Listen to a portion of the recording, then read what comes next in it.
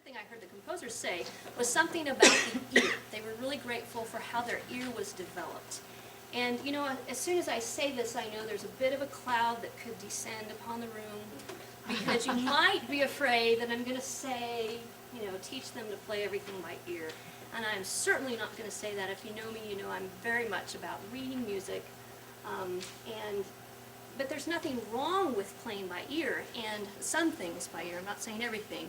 But I thought of 3 reasons why it might be helpful to play by ear, and I wondered if maybe there are more. Can any of you think of a reason why it might be helpful to teach a student to play by ear?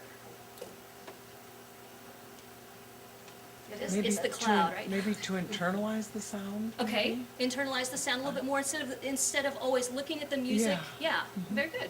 Angie? It's fun. It is. They love it because they're not tied to something. It's almost as if they think they're creating something on their own, even though they're just doing something somebody else did. Was there another one? Yes. It helps them to listen better. Absolutely. They listen better after they have started to play by ear. These are all things I didn't have, so this is good. Any others? It helps them explore intervals. Yes. And then they learn how a chord might sound. Yeah, you know the music progressions, interval things, I've noticed that when my students play a little bit more by ear, they get those intervals a little bit better. Instead of just, you know, listening to one interval at a time, they're actually having to pick out a whole bunch of intervals. That's all you're doing when you're playing by ear, is you're figuring out what the interval is. Well, 3 reasons that I came up with were they help with melodic dictation. We just got done with music progressions here in Wichita, so this is fresh on our minds. How many of you, your students, get 100% on their melodic dictation? Yeah, I know. Not so much. Okay, so anyway, it helps with melodic dictation, because once again, all melodic dictation is basically them figuring out what the interval is. So that helps with that. A couple you might not necessarily think about is memory glitches. If you play by ear, she's nodding, she's probably had this happen. If you play by ear, then you tend to know how to get out of those little things that you get into. Everybody gets into them sometime. Everybody's going to have memory glitches at some point. And the playing by ear actually helps you noodle yourself around and get out of them sometimes if you can't remember. And then the third thing that I thought of was sight reading. Now, normally you don't think of sight reading as having anything to do with the ear. You think of it all as sight. But if you know, through years of piano lessons, you start to predict harmonies, right? You can predict melodies for a lot of music. But if you can predict them in your mind and you can't play them with your hands, then that's a problem. So the hearing it in your mind and playing it in your hand is the part of sight reading that actually is helped by developing your ear. So develop your ear. It will help sight reading because you're able to play what you're actually hearing in your mind is what's coming next. So here are some just practical ideas about playing by ear, how to help your students play by ear. The first one is to pick out tunes by ear. Just simple pop tunes, folk tunes. You know, kids have all kinds of things on their iPods and MP3 players right now. Just ask them, what's your favorite song, and then say, can you pick out the melody to the favorite song?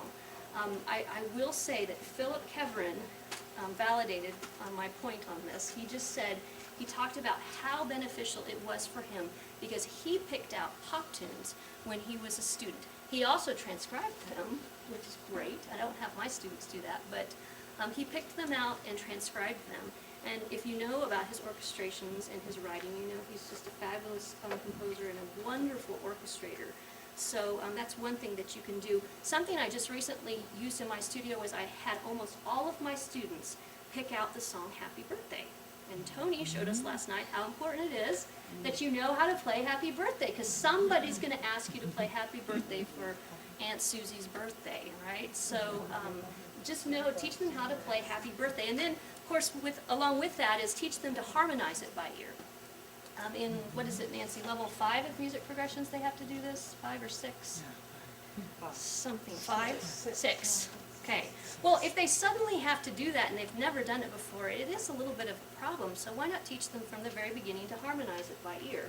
And of course, that little list I'm going to give you with all those tunes on it, with the 1 and 5/7 chord, that's a great place to start because 1 and 5/7 are easy to harmonize.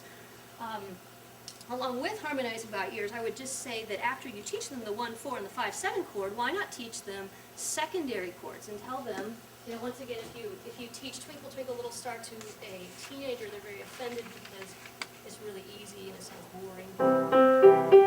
Right? But if you teach them to use secondary chords,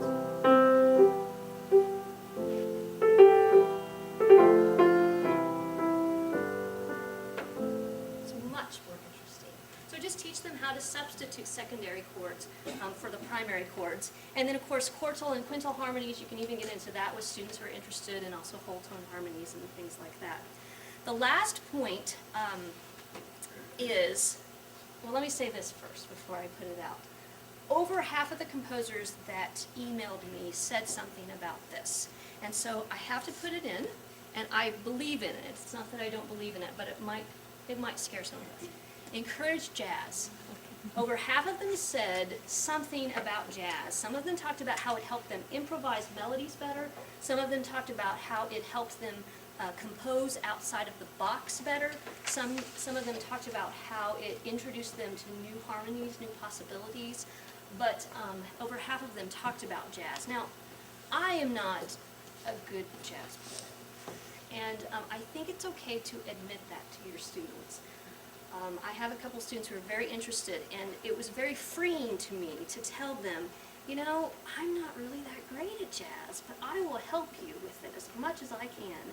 And I will, you know, pick out music for you, and we'll explore it together, and we'll talk about it, and I will do everything that I can to help you with jazz. And I'm really excited, of course, about Tony's things, because he's going to be talking about how to incorporate that, but it really is a big part, I think, of helping develop a student's vocabulary of sounds.